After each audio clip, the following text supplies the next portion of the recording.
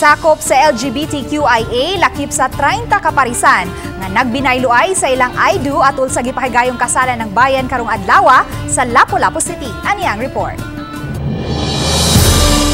Processor sa usa ka kompanya sa MEPS ang 30 anyos nga si Jimboy Morata kinsa usa-usab ka makeup artist. Apan sa ilang unang pag-ila-ila ni Christina unom ka tuig na ang nakalabay, wa niya ipakita kang Christina ang iyang pagkamahuyang. Pagkakita na ko niya murag kuan lagi ka nang yun na ako siya kung bayot ba siya di kay kanang murag kay gipugnan niyang lihok niya.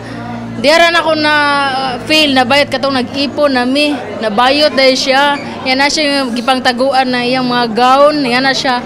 Saya daw ng customer, iya di ay. Aminado si Jimboy nga usa siya kabayot. Tungod kay pambabay ang iyang ganahang mga butang, lakip na ang iyang linihukan. Apan iyang gitataw nga sukad-masukad, wa siya makauyab og lalaki. Sa tinud-an lang, sa akong pag-eskwela, daghan na pupog na agian nga mga girls na akong nauyab. So, siya ang pinakalas na akong nauyab. Ikaunom siya. Nana sa iya hatanan akong gipangita, wala na sa uban. Mo nang ako siyang gipakaslan karon. Sulod sa unom ka tuig nila nga panagpuyo, may 3-year-old baby boy na sila. Ug aron masilyuhan ang ilang gugma, nahukman nilang muavel sa kasalan ng bayan nga gitanyag sa lokal nga kagamhanan sa dakbayan sa Lapu-Lapu.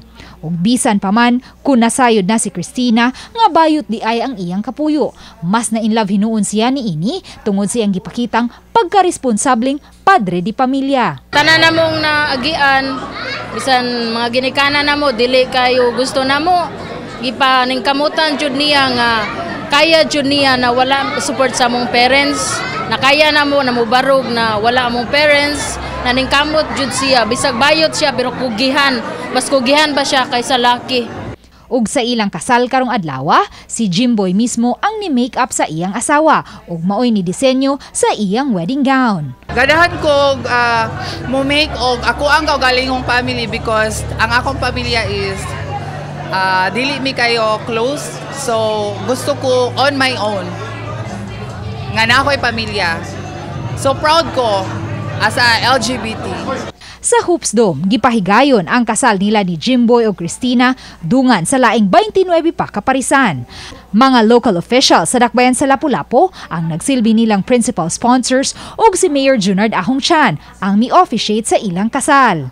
Dili lang kana, matag magtiayon adunay libreng prenup photo shoot, libreng video coverage sa ilang kasal, libreng wedding ring, wine, wedding coordinator ug libreng lechon. Uban ni Marlon Melgazo, Luan Merondina, Balitang Bisdak.